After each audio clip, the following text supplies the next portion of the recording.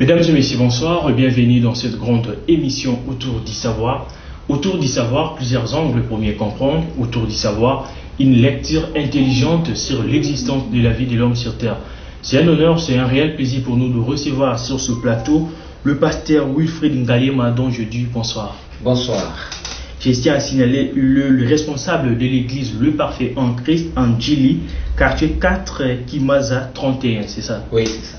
Avec le pasteur Wilfried Ngalema, on va parler de la responsabilité de l'homme dans la société et au travers de ce sujet, on va aborder plusieurs questions, notamment le moyen pour que la jeunesse soit meilleure. Aujourd'hui, on va parler plus du rôle de l'église dans l'émergence du pays et on va parler de tant de choses. D'entre deux jeux, pasteur Wilfried, aujourd'hui, comment voyez-vous la jeunesse de la République démocratique du Congo? Merci pour la question. C'est un fait qui ne peut pas se cacher, que la jeunesse se trouve pratiquement à la rue. C'est-à-dire, la jeunesse manque le savoir, la jeunesse manque ce qu'on attend d'elle, la jeunesse est pratiquement passée outre aux attentes de toute la République concernant son existence, sa façon d'être, son comportement. Donc nous sommes en face d'une jeunesse qui a perdu ce pédale, qui a perdu toute attente qu'on avait d'elle. Et aujourd'hui, quels sont les moyens que la jeunesse peut mettre en profil pour être meilleure aujourd'hui? Bon, à ce que moi je sache que la jeunesse n'a rien à faire d'abord pour l'instant, mais ce sont ceux qui dirigent qui ont plus de responsabilités pour aider la jeunesse à aller de l'avant. Nous sommes en train de parler sur la responsabilité de l'homme dans la société. Vous allez voir que même dans la Bible, Dieu en créant Éden, il a laissé l'homme pour que l'homme cultive et qu'il le garde. C'est-à-dire Dieu a donné, mais le devenir du don de Dieu dépendait de celui que Dieu a donné la responsabilité. C'est qu'aujourd'hui, dans notre pays, nous avons des gens qui nous dirigent.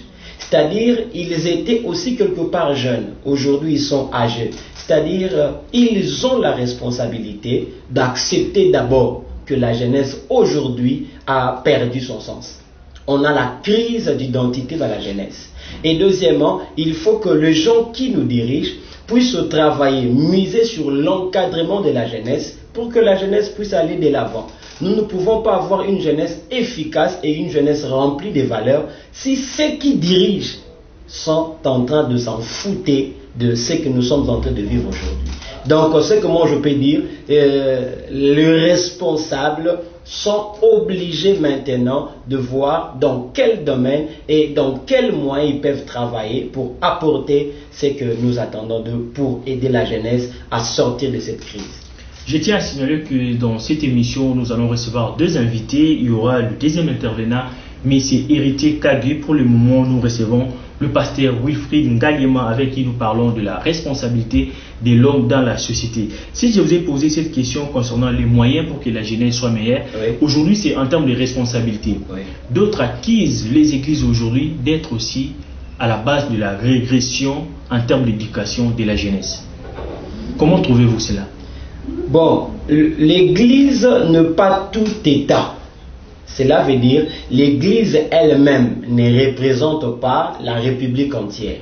Mais l'église est une entité, un des domaines dans une république, dans un pays. Elle a aussi sa part de responsabilité. Oui, l'église a sa part de responsabilité. Mais et l'église et la jeunesse, tous sommes chapeautés par ceux qui nous gouvernent. Cela veut dire aujourd'hui, nous devons miser à l'investissement. Or, quand on parle sur l'investissement, il y a des investissements à court terme, à moyen terme et à long terme. Il faut maintenant que ceux qui sont en train de nous gérer et l'Église ensemble puissent savoir qu'est-ce que nous devons faire pour avoir une jeunesse qui a été suffisamment investie et pour aller de l'avant. Et en ces moments-là, quand la politique aujourd'hui devient incapable de nous amener ce que nous avons comme attente, comme objectif, et c'est en ces moments-là que l'Église doit intervenir.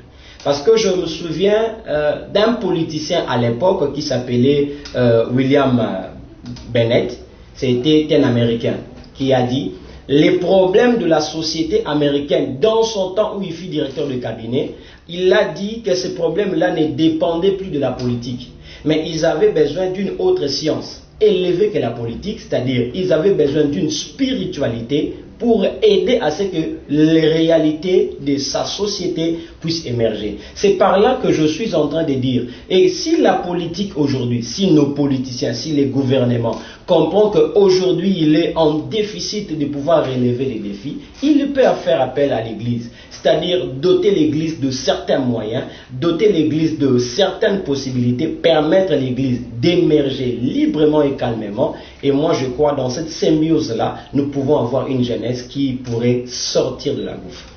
Eh bien, on a essayé de comprendre, mais maintenant, s'il faut, allais-je dire, vous poser cette question, au fait, qu'est-ce que vous retenez en termes de chèque de la part de responsabilité de l'Église? Vous avez parlé du côté positif, mais parlez aussi du côté négatif, dont, consciemment en tant que pasteur, vous le savez bien que l'Église a failli dans telle mission, par exemple, pour l'éducation de la jeunesse congolaise.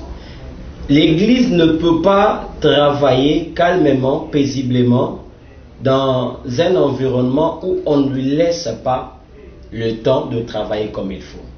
Qu'est-ce que j'aimerais dire par là? Vous allez remarquer, même dans la Bible, quand il y a eu certains problèmes qui arrivaient à la nation entière, vous allez voir dans 2 Rois chapitre 5, il y avait un homme qui était lépreux. Il venait chez les Syriens. Et on lui a envoyé en Israël pour être guéri dans sa maladie. Et le roi d'Israël se disait en lui-même, je ne suis pas Dieu, comment je peux rendre cet homme pur? En d'autres termes, la politique face à un problème était limitée. Alors, le prophète en ces moments-là dit, roi, qu'est-ce qui ne va pas? Laissez cet homme venir en Israël, il saura qu'ici il y a un prophète. En d'autres termes, il y a une structure qui peut aider la politique à s'en sortir de ce problème. Cela veut facilement dire que l'Église aujourd'hui a besoin aussi d'une certaine considération. Quand vous êtes dans un état où l'Église n'a pas de considération, alors que diriger une nation, on commence d'abord sur le plan spirituel et non sur le fait pratique. Et si l'Église n'est pas considérée, si l'Église n'a pas sa place, elle aura du mal à travailler pour aider la jeunesse. Et en ces moments-là, ceux qui ne comprennent pas peuvent dire que l'Église a échoué dans sa mission, mais malheureusement, l'Église n'a pas échoué, mais parce qu'on ne lui a pas donné suffisamment le temps, la considération pour que l'Église puisse apporter à la nation ce qu'elle peut faire. Et moi, je ne dirais pas l'Église a failli, mais moi je dirais l'Église a un peu sombré parce qu'on ne lui a pas donné cette chance-là. Pourquoi je dis ça? Vous allez voir aujourd'hui dans notre pays, il y a certaines églises qui évoluent facilement, il y a d'autres églises qui n'évoluent pas facilement. Même pendant la période où on était dans nos confinements. Il paraît qu'il y avait aussi certaines églises qui évoluaient facilement, mais d'autres églises qui ne fonctionnaient pas. Déjà, ce genre de contradiction-là prouve à suffisance que l'Église des dieux est en train de souffrir de certaines injustices. Et quand l'homme de Dieu pleure sur certaines injustices que la politique lui fait subir, vouloir ou pas, nous serons toujours en face de plusieurs contraintes. En quelque sorte, c'est comme si vous accusiez le politique d'être à l'auteur de l'Église, de cette faillite de l'Église. Non, je n'accuse pas les politiques, mais je mérite seulement qu'ils le sachent. Et la politique et l'Église devaient travailler dans une parfaite symbiose, dans une collaboration, pour permettre, parce que le problème de notre pays, ce n'est pas seulement la jeunesse, il y a plusieurs domaines du pays qui n'avancent pas. Et en travaillant ensemble, ça peut permettre et la politique de travailler comme il faut, et l'Église de suppléer aussi à certaines incapacités de la politique. J'avais d'ailleurs réservé cette question pour vous poser à la fin, mais oui, par rapport à vos propos, je suis obligé de vous poser cette question à présent. On accuse l'Église aujourd'hui d'être, surtout les églises de réveil, d'être l'opium du peuple. C'est comme si les gens qui partent à l'Église, vous enfermez les gens, prier du matin au soir, les gens n'ont pas le temps d'aller travailler, d'aller chercher. C'est comme si l'Église faisait endormir les gens aujourd'hui. Merci beaucoup. C'est pas une réalité? Cet adage chinois, je pense qu'ils avaient raison de le dire à leur manière. Mais l'église de réveil ne peut pas endormir le peuple. Mais l'église de réveil, c'est une plateforme. Qu'on se le dise d'abord. L'église de réveil est une plateforme. Or, chaque plateforme évolue dans ses objectifs, évolue dans une idéologie. Si la plateforme faillit dans ses idéologies, on peut dire en ces moments-là, cette plateforme-là devient un opium du peuple. Mais l'Église du Seigneur Jésus ne peut jamais être un opium du peuple. Pourquoi je dis ça? Parce que dans la Bible, vous allez voir dans Ephésiens chapitre 3, verset 10. La Bible dit c'est par l'Église que le monde parvient à connaître la sagesse infiniment variée de Dieu. C'est-à-dire l'Église ne peut pas endormir le peuple, mais l'Église est en train d'éclairer le peuple. L'Église est en train de fixer le peuple dans le temps. Mais quand les gens se réunissent dans leurs intérêts, sans avoir en primo l'intérêt de Dieu, c'est en ces moments-là que ces plateformes-là deviennent de l'opium du peuple. Mais on ne le dit pas en vain, on le dit parce que les gens doivent travailler. La Bible même dit elle-même que l'homme mangera par la cire de son front. Mais quand les gens passent beaucoup de temps à l'église, quand est-ce qu'ils auront le temps de travailler? Est-ce que pour Dieu puisse bénir quelqu'un, il faudrait toujours être tout le temps à l'église? C'est dans ces contextes que j'aimerais vous pousser un peu expliciter les choses. Avec un cœur sincère et humble. Tout celui qui se dit enfant de Dieu, toute église de Dieu ou tout pasteur qui vient de Dieu, il doit refléter l'image de son Dieu. Or, qui est son Dieu? Son Dieu, c'est un travailleur. Au commencement, Dieu a commencé à créer. C'est-à-dire, Dieu a travaillé. Et je doute fort que je sois dans une église où on me décourage de ne pas travailler, seulement prier. Non, mais on prend plus les temps, c'est ça le problème. Où les gens sont enfermés, parfois du matin au soir. Il y a des veillées, il y a des retraites, c'est-à-dire presque toute la semaine comme ça qui passe dans d'autres églises. Dans la réalité, on a fait des recherches et c'est ce qui se passe surtout ici à Kinshasa. Permettez-moi d'aborder dans ce sens-là. Nous sommes dans un environnement où je cherche du travail, je n'en trouve pas. Il n'y a pas assez de possibilités pour aller étudier. Alors en ces moments-là, pour ne pas me distraire, devenir Koulouna comme les autres, devenir pute comme les autres, que faire? Passer le temps dans la présence de Dieu. D'abord, qu'on n'oublie pas cet aspect-là. Mais le deuxième aspect, c'est quoi? Dans la Bible, il y avait des gens qui ont été appelés par Dieu à temps plein. Ils ne sont là que pour le service de Dieu.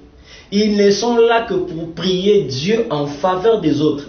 On doit faire cette part de choses. Nous avons des gens dans nos églises, exemple chez moi, je n'ai jamais encouragé les frères et sœurs de ne pas travailler pour prier, non. Il faut que les gens travaillent. Parce que la société ne peut pas se développer quand il n'y a pas de travailleurs. Il faut qu'il y ait de travailleurs pour que leur économie impacte sur l'économie de la nation. Ainsi, on peut aller de l'avant. Mais aujourd'hui, oui, c'est vrai, il y a d'autres églises dont les gens ne font que traîner là dans la prière parce que soit ils n'ont rien à faire, soit ils travaillent mais il n'y a pas de résultat, soit ils sont en train de chercher du boulot mais la société ne serait pas en ces termes-là. Aujourd'hui, les rôles de l'Église dans l'émergence du pays, il faudrait qu'il y ait aussi des actions. On voit, il y a même des païens, même des musiciens et tout qu'on sort, qui construisent des écoles, il y a du travail. Aujourd'hui, le pasteur ou soit les églises ne construisent pas les écoles, excepté par exemple l'église catholique, là on doit être reconnaissant, mais les églises des réveils surtout. En termes d'action, on ne voit pas sur le terrain, alors qu'il y a des offrandes, il y a la dîme, il y a tant de choses. Mais qu'est-ce qui freine cela? Mon frère, je m'aimerais dire quelque chose. Je pense que je ne serai pas contredit par plusieurs qui nous suivent en ces moments. Il y a beaucoup de personnes qui investissent dans ces pays. Ils sont des hommes de Dieu, sans citer leur nom, sans hausser la voix. Pourquoi? Parce que nous savons ce qui se passe dans ces pays. Il y a ceux qui ont facilement du crédit pour faire quelque chose. Il y a aussi ceux-là, quand ils veulent investir, ils sont aussi taxés de manière là insupportable. C'est-à-dire, ils trouvent des chemins détournés, mais pour investir seulement dans le pays. Je ne suis pas venu citer les noms des gens ici, et je ne peux pas me citer même si j'avais investi. Donc pour dire que, quand vous dites que les hommes de Dieu n'investissent pas malgré qu'il y a des offrandes, mon frère, c'est faux. Il y a beaucoup d'hommes de Dieu qui investissent. Mais il y a aussi d'autres qui investissent même chez les orphelins, qui investissent même chez les veuves, qui investissent même chez les enfants de rue. Et vous allez voir, il y a certains hôpitaux où les gens souffrent. Et il y a aussi certains hommes de Dieu qui font des actions, mais qui ne veulent pas que leurs initiatives soient brandies à la télévision. Pourquoi? Parce qu'on risquerait de les qualifier comme tels, ils veulent faire telle chose, c'est pourquoi ils commencent par telle chose. Donc c'est un peu ça la manière dont notre société congolaise évolue. Mais moi je crois, comme serviteur de Dieu, que dans les jours à venir, ces choses ne resteront pas comme telles. Nous n'allons pas toujours à recourir dans la cachette pour investir. Nous allons investir librement et facilement. J'espère que vous serez d'accord avec moi. La Bible dit un homme de Dieu doit être irréprochable. Oui. Aujourd'hui, comment voyez-vous le comportement des pasteurs, surtout ici à Kinshasa? Merci beaucoup. Je n'aimerais pas dire sur les comportements de pasteurs. J'aimerais dire sur les comportements des hommes. Parce que selon Dieu, un pasteur est irréprochable. Selon Dieu, un docteur est irréprochable, un prophète est irréprochable. Mais c'est l'homme qui a de problèmes, qui n'a pas réussi à se traiter lui-même et qui se retrouve dans l'œuvre de Dieu. Donc en termes des hommes, supportez qu'il y ait aussi certains abus. Mais il y a aussi des gens qui commettent plusieurs abus, mais dont la société ignore. Donc j'aimerais dire facilement, il y a beaucoup de choses qui se passent, que nous n'allons pas citer ici à la télévision, mais qu'on se le dise aussi mon frère. Pensez-vous que tous ces gens-là qui sont en train de dénaturer l'image des hommes de Dieu sont réellement des hommes de Dieu? C'est une question, c'est pas à vous de me répondre parce que c'est à vous de me poser des questions. Vraiment. Mais c'est une réflexion seulement. Parce qu'il ne faut pas oublier, quand tu veux déstabiliser ton ennemi, tu dois aussi te faire passer comme si tu étais son ami. Tu peux aussi te faire passer comme si tu faisais partie de sa famille. Pour connaître ses faiblesses, pour connaître ce qu'il fait, ainsi de le déstabiliser facilement. Moi je crois qu'au stade où nous sommes arrivés, il faut que l'Église s'élève. Il faut que les hommes de Dieu s'élèvent. Prient à leur Dieu pour que les mauvais puissent être exposés et que les bons serviteurs de Dieu soient aussi manifestes. Parce que nous n'allons pas pouvoir... On vous confond, hein, de nos jours, on vous confond. On ne sait pas qui est dans le bon, qui est dans le faux, et vous êtes tous dans le... Cela est lié, au fait. Lié dans la parole de Dieu, cela est prophétique. Il y avait les blés, il y avait aussi l'ivraie qui croissaient ensemble, selon Matthieu 13. Mais nous croyons, dans les jours à venir, le Seigneur lui-même tranchera. Parce que moi je crois, la justice de Dieu ne tardera pas pour élever les temps.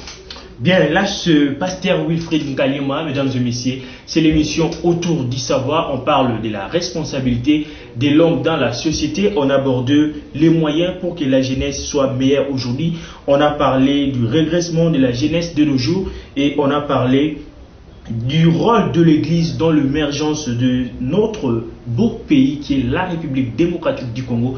Petit à petit, nous chutons avec le premier intervenant qui est le pasteur Wilfried Ngaliema. Aujourd'hui, pasteur, comment séparer le travail et la prière? C'est facile. Que chacun qui vient prier puisse se définir. Qu'est-ce qu'il veut? Qu'est-ce que Dieu attend de lui? Si tu parviens à t'identifier toi-même par rapport à cela, tu pourrais facilement faire la part des choses. Il n'y a aucune église, je ne sais pas, mais chez nous, il n'y a pas un programme qui retient le gens du matin jusqu'au soir et chaque jour. Il n'y en a pas. On laisse à chacun le temps de travailler. Parce que même la Bible dit que celui qui ne travaille pas ne mange pas non plus. Vraiment. Donc il faut que les gens puissent être responsables. Quand vous avez à faire, faites ce que vous avez à faire. Et quand il faudrait prier, il faudrait prier. Il y a aussi dans la Bible des gens qui travaillaient comme, je donne un exemple, comme l'apôtre Paul. C'était aussi un travailleur. Il avait aussi sa profession en dehors du ministère. Donc, chaque personne aujourd'hui doit aussi savoir qu'est-ce que Dieu attend de lui, qu'est-ce qu'il pense pour son avenir. Parce que si je veux être grand demain, dans un domaine quelconque, je dois travailler pour que je sois grand. Mais si je ne travaille pas, donc nous aurons du mal à s'en sortir. Donc, il faut que les gens qui nous suivent en ces moments doivent savoir que si vous ne travaillez pas, Dieu ne fera plus descendre le pain comme au jour d'Israël dans le désert. Aujourd'hui, vous devez travailler pour que la terre que Dieu nous a donnée puisse produire de bonnes choses. Là, sur le pasteur Wilfried, vous devez travailler. Vous êtes serviteur de Dieu, vous êtes enfant de Dieu, vous êtes jeune serviteur. Vous devez aussi travailler. Nous ne sommes pas dans l'ancien temps où les choses tombent du ciel. Cette fois-ci, vous devez vraiment travailler. Pasteur Wilfried, j'aimerais que vous puissiez placer un mot en termes de la célébration unique du 20 février 2021, meeting de jeunes en Christ. C'est avec le pasteur Lolo Maluta, vous êtes aussi intervenant dans cette activité. J'aimerais que vous puissiez placer un mot par rapport à cela. Merci, je salue d'abord mon frère Lolo Maluta et je salue mon père, le docteur Parfait en passant. Cette activité, c'est une vision que Dieu nous a donnée depuis un certain temps. Nous sommes en train de travailler pour l'encadrement de la jeunesse et la prise de conscience de cette jeunesse-là. Et je suis le visionnaire de l'activité. L'activité se déroule dans des églises sœurs qui en trouvent son importance. Comme cette édition, nous allons travailler dans l'église du pasteur Lolo. Le thème est intitulé « L'aile qui conserve la tradition ». Vraiment, un bon thème à exploiter. Ouais. L'aile qui conserve la tradition, c'est de là que nous allons partager. L'activité aura lieu le 20 février, de 15h à 19h juste, dans l'avenue Lutondo numéro 4, dans l'ex-bar Fibo. Vous prenez quartier 9 dans la direction de Secomaf. Donc à partir de là, au quartier 1, vous prenez de motos qui se dirigent vers Secomaf, mais vous n'allez pas y arriver là-bas. Juste seulement à l'arrêt, la police, vous descendez là où vous descendez directement, vous voyez l'église. Nous serons là-bas. Nous vous invitons, vous le jeune, serviteur de Dieu, jeunes en Christ, vous jeunes ministres de Dieu, vous jeunes dans la société, vous qui ne priez pas, nous vous invitons tous parce que nous allons partager la parole de Dieu et en partageant, je crois qu'il y a certains différends qui peuvent tomber parce que Dieu finira toujours par nous éclairer. Bien, merci. C'était là le pasteur Wilfried. Mesdames et messieurs, nous sommes complètement arrivés à la fin de cette première partie avec notre invité du jour. C'est l'émission Autour du savoir. Autour du savoir, nous disons plusieurs angles pour mieux comprendre. Autour du savoir, une lecture intelligente sur l'existence de l'homme sur la terre. C'est un honneur, c'est un réel plaisir pour nous de vous recevoir, pasteur Wilfried.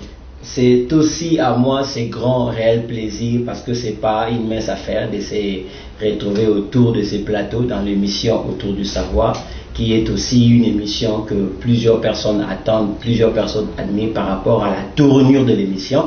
Moi aussi je vous félicite mon frère Glodaf, allez de l'avant, continuez et nous croyons que si Dieu nous prête vie et prochainement nous allons encore nous retrouver. Merci pasteur Wilfried. Merci. À présent, nous recevons le deuxième invité de cette grande émission Autour du savoir. Autour du savoir, nous disons plusieurs angles pour mieux comprendre. Autour du savoir, une lecture intelligente sur l'existence de la vie de l'homme sur terre. Nous recevons M. Nestor Luzolo, qui est un grand chanteur, formateur et conférencier, et surtout un grand motivateur de jeunes dont je dis bonsoir. Bonsoir. Je signale aussi qu'il gère une structure à cœur déployé. C'est très fort hein, le terme à cœur déployé. Ouais. Avec lui, nous parlons de la responsabilité de l'homme dans la société. On a reçu le pasteur Wilfried, on a essayé de brosser les différents sujets d'actualité en rapport avec la responsabilité de l'homme dans la société. Et on va continuer avec ce même sujet avec le frère Nestor. Aujourd'hui, comment trouvez-vous la jeunesse de la RDC? Merci beaucoup pour la question. Je crois que j'ai la responsabilité de commencer d'abord par saluer vous qui nous avez appelés, le peuple qui nous suit, et je dirais grand merci à Dieu qui m'a laissé la vie, et puis je vais dire salut à ma fiancée qui m'a aussi accompagné, Anastasie Kapinga. Nous profitons aussi de la saluer, Madame Anastasie Kapinga qui est avec nous dans ce plateau. Ouais. Et donc par rapport à la responsabilité de l'homme dans la société, j'aimerais commencer par dire que l'homme est le responsable de la société. Mais naturellement, l'homme fuit la responsabilité quand il y a un échec. Nous avons un caractère naturel, il y a qui ma responsabilité soit moniquée et simbité.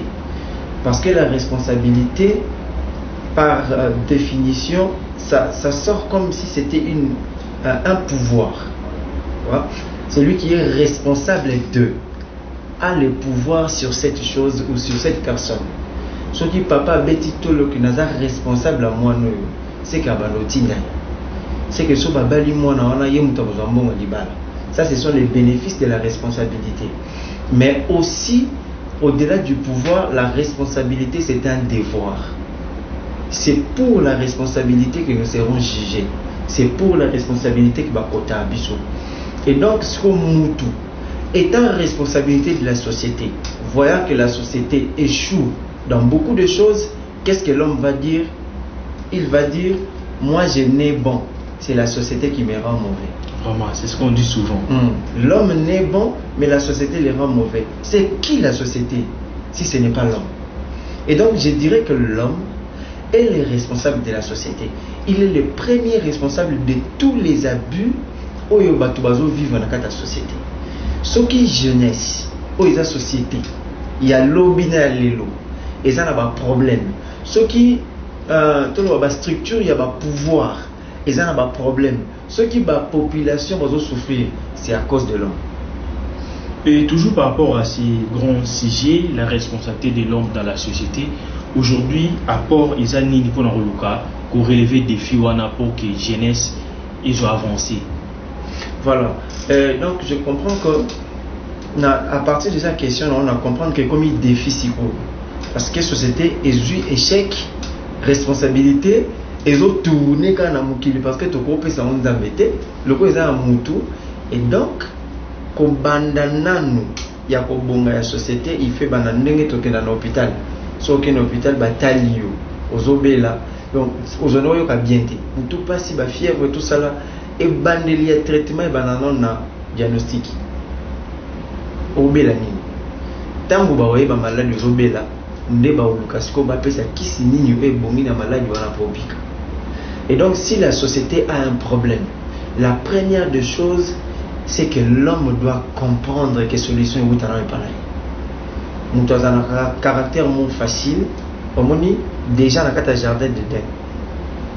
Adam oza api na batani. Pour na nini oliemboma ngai te mwasi oliemboma pour nini ngai te nyoka Vraiment. sikolo wa nyoka loba te moyeba tu na ye ezati. Et donc mutu akima ka responsabilité ne or sobo kimi responsabilité ne ngona solution pe wite pas mutu te nde okoya na ba question lokwa yo mutu obongisa mboko, mais si ce n'est pas toi c'est qui? Vraiment, c'est ce qu'on dit d'ailleurs souvent. Oui. Est-ce que est-ce que c'est toi qui vas apporter la solution? Mais c'est ça, ce n'est pas la question, c'est la réponse. Si c'est moi qui vais apporter la solution, et donc si l'homme commence par comprendre que c'est lui la première solution, alors, parce que tu vois, j'ai appris d'un papa. Je peux même citer son nom comme je suis allé, mais je le salue déjà. C'est le révérend pasteur Grace Soumbela. Il a dit ceci: si Dieu t'aime, il va te donner un homme. Jean 3,16. Dieu a aimé le monde, il a donné son fils. Il a aimé Israël, a tindé Moïse. Et à chaque fois que nous avons manifesté par rapport à la solution à problème, il ne fait qu'envoyer un homme. Et il faut Moutou à comprendre que l'homme que Dieu a envoyé pour un problème, c'est moi. Et quand je suis là, tous les problèmes que je suis en train de voir me demandent à apporter une solution. Moutou faut comprendre que le roi Yesu na fête. Masangesili, même sur un lobby qui est allié, il faut yenda kota makambango pour masangezoka. Donc si je comprends bien, solution est à Moutouye en termes de responsabilité. Donc ce vocabulaire on a deux parties. Solution est za Moutou et puis solution est za na Moutou. Donc Moutouye mo faye baka solution et puis Moutou faye baka a on même solution. Je tiens à signaler que nous sommes avec le frère Nestor, c'est un grand motivateur de jeunes. On a reçu le pasteur Wilfried, on a parlé de la responsabilité de l'homme dans la société. Pasteur Wilfried a plus parlé de la responsabilité en termes de la gouvernance, c'est-à-dire Mokaba, politiciens, nos autorités. Est-ce que vous pensez aussi de la même façon, si aujourd'hui il y a échec côté jeunesse, c'est parce que l'État n'arrive pas à assumer ses fonctions? Là, c'est selon pasteur Wilfried. Je ne sais pas maintenant, vous, la part de la responsabilité, au Mouniango, ils ont départagé par banane, vraiment. Bon, en tout cas, surtout s'il faut parler de notre société, n'a pas si mis dans mon thème pour parler de la gouvernance. Les gouvernants et leur manière de gouverner, c'est honteux. Au moins, la honte n'est pas une mauvaise chose. Quoique tu aies nzamba longola soni na biso libosa banguna.